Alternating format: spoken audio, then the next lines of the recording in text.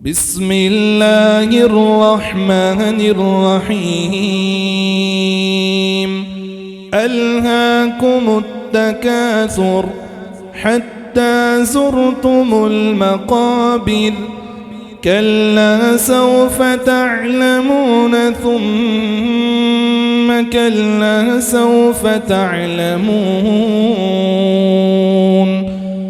كلا لو تعلمون علم اليقين لترون الجحيم